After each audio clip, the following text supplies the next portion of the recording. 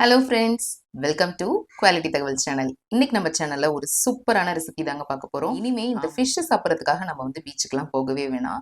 சூப்பரா ஒரு அட்டகாசமான டேஸ்ட்ல Marina style beach fish fry பார்க்கலாமா? இதுக்கு தேவையான இன்க்ரீடியன்ஸ்லாம் எடுத்து வச்சுருக்கேன். என்னென்னு பார்க்கலாம்.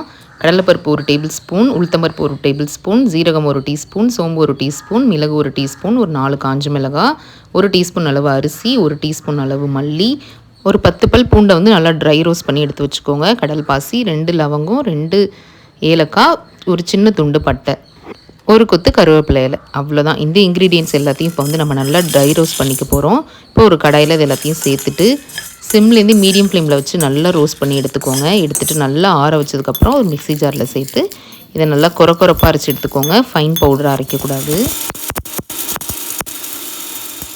இதோ பாருங்கள், இந்த மாதிரி கன்சிஸ்டன்சியில் அரைச்சி எடுத்துக்கணும். இப்போ இதை ஒரு பவுலுக்கு ட்ரான்ஸ்ஃபர் பண்ணிக்கலாம். இப்போ நம்ம ஃபிஷ்ஷை மேரினேட் பண்ணுறதுக்கு ஒரு மசாலா ரெடி பண்ணிடலாம். அதுக்கு ஒரு பவுலில் ஒரு 2 டீஸ்பூன் அளவு இஞ்சி பூண்டு பேஸ்ட்டு, கொஞ்சமாக மஞ்சத்தூள், வீட்டில் அரைச்ச குழம்பு மிளகாத்தூள், அதுக்கப்புறம் காஷ்மீரி சில்லி பவுடர் ஒரு 2 டீஸ்பூன் சேர்த்துக்கோங்க.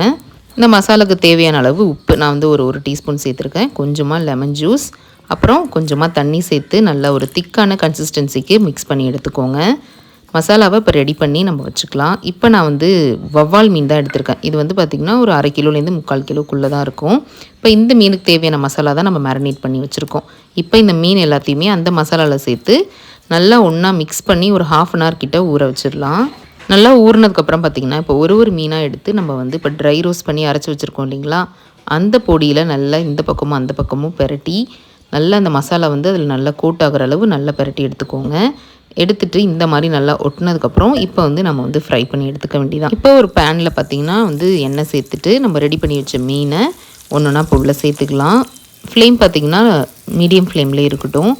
இந்த மாதிரி நம்ம ஒன்றா சேர்த்ததுக்கப்புறம் இதை அப்படியே டிஸ்டர்ப் பண்ணாமல் ஃபஸ்ட்டு ஒரு 5 மினிட்ஸ்க்கு அப்படியே விட்டுருங்க. அதுக்கப்புறமா ஒன்றா பெரட்டி போடுங்க. அப்போ தான் அந்த மசாலா அதுலேருந்து உதிராமல் இருக்கும்.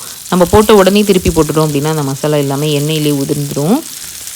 இப்போ பெரட்டி போட்டு திரும்ப ஒரு 5 மினிட்ஸ்க்கு அப்புறம் இந்த பக்கம் பெரட்டி போட்டு சிம்லேயே வச்சுருங்க. இப்போ ஒரு 10 மினிட்ஸ்க்கு அப்புறம் பார்த்திங்கன்னா ஃபிஷ் நல்லா எல்லாமே ஃப்ரை ஆகிருக்கும். நமக்கே கலர்லாம் சேஞ்ச் ஆனது தெரியும். சிம்மில் வச்சுட்டு கடைசியாக நான் ஒரு கொத்து கருவேப்பிலை மட்டும் அப்படியே வச்சுக்கிறேன். இதோட வாசம் ரொம்ப சூப்பராக இருக்கும் ஃபிஷ்ஷுக்கு. ட்ரை பண்ணி பாருங்கள்.